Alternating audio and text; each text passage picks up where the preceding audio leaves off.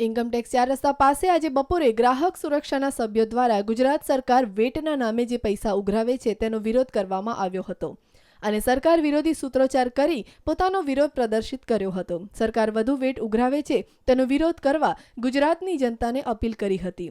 ગુજરાતને અત્યારના ભાવ કરતાં 10 રૂપિયા ઓછા ભાવે ગેસ મળશે, જેથી રિક્ષા ચાલકો અને અન્ય સીએનજી વાહન ચાલકો ખુશ થયા છે। પરંતુ ગુજરાત સરકાર સીએનજી અને પીએનજી પર આશરે 15% જેટલો વેટ વસૂલે છે, જેથી ગુજરાતની જનતાને વેટનો બોજો વધે છે અને ગેસ માટે વધુ પૈસા ચૂકવવા પડે છે, જેનો વિરોધ ગ્રાહક સુરક્ષા દ્વારા કરવામાં આવ્યો હતો। આજે બેફામ અને કારજાર મોંઘવારી છે, રોકેટ ગતિથી મોંઘવારી વધી રહી છે।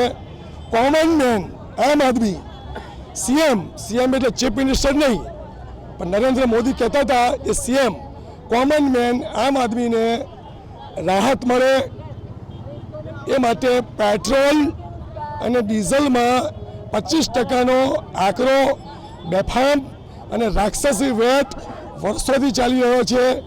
એ વેટ ઘટાડીને લીટરે 5 રૂપિયાની ફોર્મ્યુલા નક્કી કરવામાં આવે।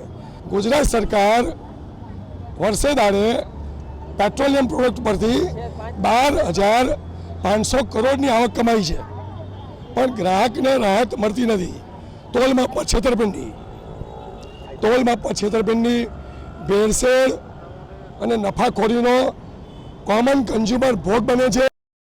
ગ્રાહક સુરક્ષા દ્વારા જણાવવામાં આવ્યું હતું કે જ્યારે કેન્દ્ર સરકાર ગેસનો ભાવ ઘટાડીને ગુજરાતની જનતાને સસ્તો ગેસ આપવા તૈયાર છે, તો ગુજરાત સરકારની પણ જવાબદારી છે કે તેણે પણ વેટના દર ઘટાડીને ગુજરાતની જનતાને કમરતોડ મોંઘવારીમાં રાહત મળે તેવા પગલાં લેવા જોઈએ।